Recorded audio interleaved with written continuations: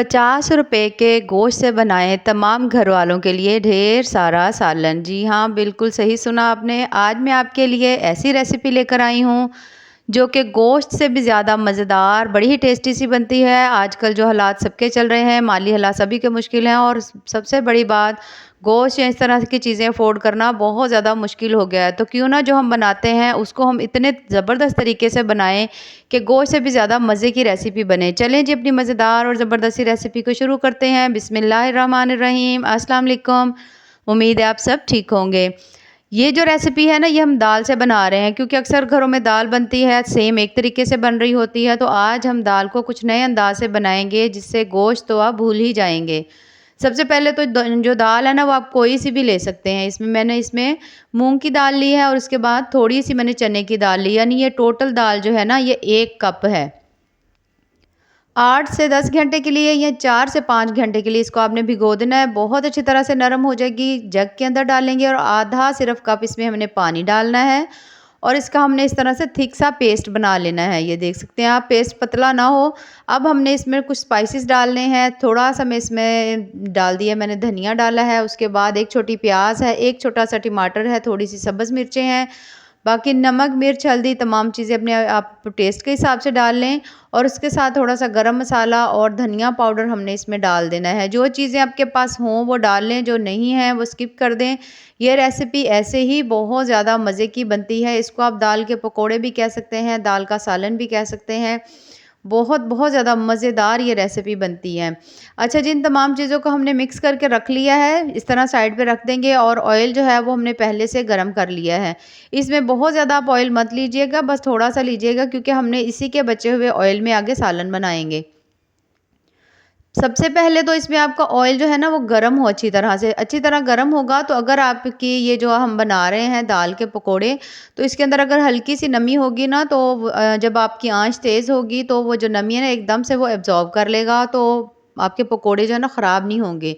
तो जब आप इसकी साइड्स चेंज करें तो फिर आपने इसकी आँच ना बिल्कुल स्लो कर देनी है ताकि ये अंदर तक अच्छी तरह से पक जाएँ। वैसे भी दाल भिगोई हुई है, ग्राइंड की हुई है, तो कोई मसला नहीं होता, आप दरमियानी सी आँच के ऊपर भी बना सकते हैं। लेकिन अगर बैटर पतला हो जाए तो उसकी यही जो ट्रिक मैंने आपको बताई है, तो आप ये यूज़ करेंगे तो आपके पकोड़े टूटेंगे नहीं, फैलेंगे नहीं, बल्कि बहुत अच्छी तरह से बनेंगे।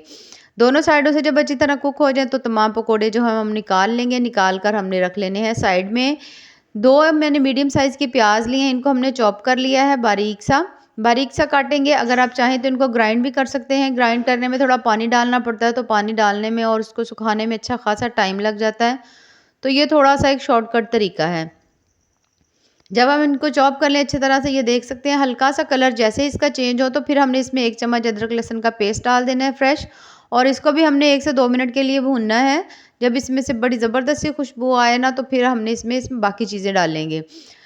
एक मैंने मीडियम साइज़ का टमाटर लिया था, उसमें मैंने थोड़ा-सा पानी डालकर उसका पेस्ट बनाया है। पेस्ट जो है मैंने इसके अंदर डाल दिया है। ना टमाटर हो तो आप इसकी जगह दही थोड़ा-सा डाल लें। अगर नहीं है तो कोई मसला नहीं, जो चीज़ें मौजूद हों आप उन्हीं से ही ये मज़ेदार सी रेसिपी बना सकते हैं। नमक, मिर्च, हल्दी डालने के बाद दोबारा से थोड़ा-सा गरम मसाला, सूखा धनिया पाउडर मैंने डाल दिया है और इन तमाम मसालों को हमने फिर से अच्छी तरह भून लेना है, जब तक कि इसमें से बड़ी प्यारी सी खुशबू ना आ जाए। सालन की बेस ही ये होती है कि आपने उसको अच्छी तरह से भुनना होता है। अगर भुनाई में कसर रह जाए तो आपका सालन जो है ना वो इतना ज़ायकेदार नहीं बनता, इतना मज़े का नहीं बनता। अब आपने इसको अच्छी तरह भुनना है, तकरीबन आपने इसको 4 से 5 मिनट कोशिश करें भुनें और भुनाई करते हुए देखें पैन ने तेल जो है वो छोड़ना शुरू कर दिया है। तो अब हम इसमें डालेंगे पानी। अच्छा, इसमें सबसे अच्छी बात ये है कि आप इसमें जितना चाहें ना पानी डाल सकते हैं। जैसे मैं इसके अंदर तकरीबन मैंने 2 गिलास पानी डाल दिया है। तो अगर आपको इसकी ग्रेवी ज़्यादा चाहिए ना तो आप इसमें थोड़ा और पानी डाल सकते हैं, क्योंकि जब हम ये जो दाल के पकोड़े हमने बनाए थे हम इसके अंदर डालेंगे तो काफ़ी हद तक वो पानी इसका अब्ज़ॉर्ब कर लेंगे और उतना ही आपको चाहिए हो, जितना आपको चाहिए उतना ही पानी इसमें रह जाएगा। पानी डालकर हमने ढक्कन लगा दिया है। 10 मिनट के बाद ये मैंने उतारा है और इसका शोरबा वगैरह बड़ी अच्छी तरह से आप देख सकते हैं पक चुका है। कलर भी इसका चेंज हो चुका है। हम स्पाइसेस इसके अंदर ऐड थे तो इसका टेस्ट भी बड़ा मज़े का है। अब ये जो हमने पकोड़े बना कर रखे हुए थे, इसको इसके अंदर डाल देंगे। डालकर हमने हल्का सा चम्मच चलाना है और हमने इसके ऊपर ढक्कन लगा देंगे, क्योंकि अब ये अच्छा खासा इसका पानी जो है ना वो अब्ज़ॉर्ब कर लेंगे। ये जो इतना आपको पानी नज़र आ रहा है ना, ये बिल्कुल भी नज़र नहीं आएगा, थोड़ा बहुत रह जाएगा। उसके बाद हमने लगा दिया ढक्कन और तकरीबन हमने 3 से 4 मिनट के बाद हमने थोड़ी-सी डालेंगे कसूरी मेथी। इसको हम करेंगे मिक्स ताकि अच्छी सी इसके अंदर से प्यारी सी खुशबू आए। और इसको बहुत ज़्यादा देर तक नहीं पकाना। अगर तो आपको ग्रेवी ज़्यादा थिक चाहिए तो फिर आप थोड़ा-सा बना पका लें इसको, क्योंकि फिर ये सारा का सारा पानी जो है ना ये जज़्ब कर लेते हैं, सोक कर लेते हैं। और अगर आपको ग्रेवी जो है वो ज़्यादा गाढ़ी चाहिए तो थोड़ी देर पका लें, नहीं चाहिए तो आप ऐसे इसको उतार लें। तो मैं मुझे मीडियम से चाहिए, मैंने धनिया डाला है, 1 से 2 मिनट दम देंगे इसको। और ये देख सकते हैं आप माशाल्लाह से कितना ही मज़ेदार ज़बरदस्त सा हमारा दाल का सालन तैयार हो चुका है। और जब ये मैंने मेहमानों के आगे रखा तो वो वाक़ई समझे कि हमने ये गोश्त बनाया हुआ है, और खाने के बाद उनको इसका इतना मज़ा आया, उनको इतना इसका टेस्ट मज़े का लगा कि मेरा दिल किया ये रेसिपी मैं आपके साथ शेयर करूँ। अगर आपको मेरी रेसिपीज़ पसंद आएँ तो चैनल को ज़रूर लाइक करें, सब्सक्राइब करें। ये बहुत ज़्यादा टेस्टी रेसिपी बनती है, बहुत ज़्यादा मज़े की बनती है। बाकी दुआओं में याद रखिए। अल्लाह हाफ़िज़।